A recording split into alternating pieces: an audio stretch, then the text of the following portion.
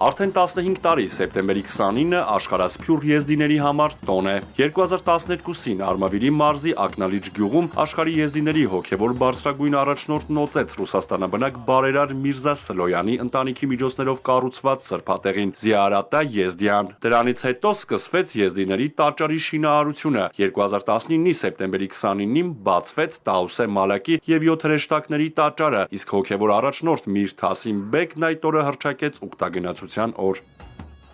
Այդ օրը աշխարհի տարբեր երկրներից ակնալիջ են գալիս բազմաթիվ եզդիներ։ Տոնական միջոցառմանը մասնակցում են նաև բարեկամ հայ ժողովրդի ներկայացուցիչներ։ Համայնքի պատվավոր հյուրը Գագիկ Ծառուկյանն է։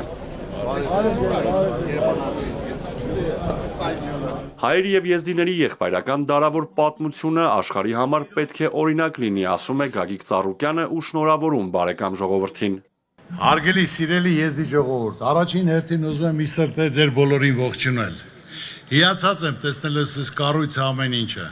Շնորհակալ եմ, որ հրավիրել եք այսօր մասնակից լինելու այս գեղեցիկ միջոցառմանը։ Փառք ու պատիվ կառուցողին, Սլոյան Միրզային, որը կարողացել է իր ազգի համար, իր ժողովրդի համար տաճար կառուցել։ Իրեն հիշատակը թողվար լինի, եւ այսօր այդ գործի շարունակողը իմ ընկերը Սլոյան Ռոմանը շատ մեծ գործ է կատարած, որ ամբողջ աշխարհի եզդիները այսօրը տաճարի օր այստեղ են, ներկա են,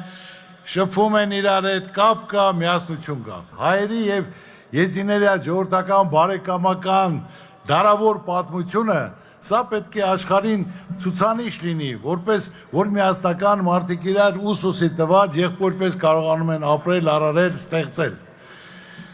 Երկու ժողովուրդների որդիները ուսուսի տված մի խրամատում պայքարել են, կռվել են հայրենի հողի համար։ Խրամատում կտոր հաց իրար հետ են կիսել։ Իրենց դժվարությունը, իրենց տխրությունը, ուրախությունը իրար հետ են կիսել։ Սա պետք է օրինակ ծառայի աշխարհին եւ այդ հարաբերությունը, բարեկամությունը դարեդար պետք է շարունակվի։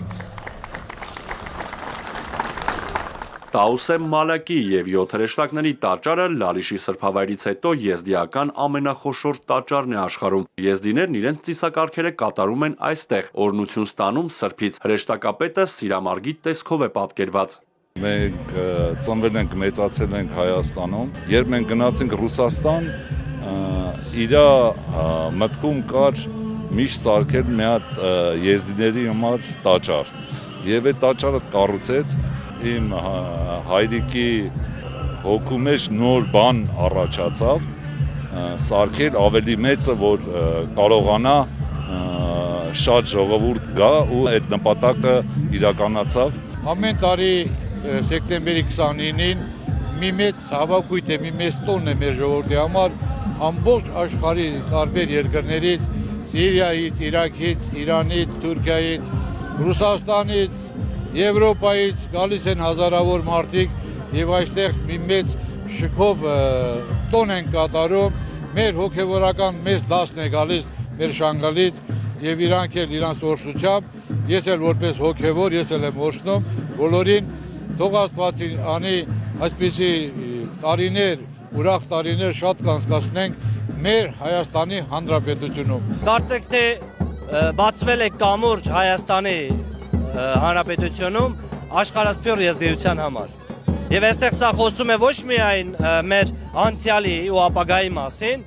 այլև այն հավերժության մասին, որ կերտվում է Հայաստանի Հանրապետությունում,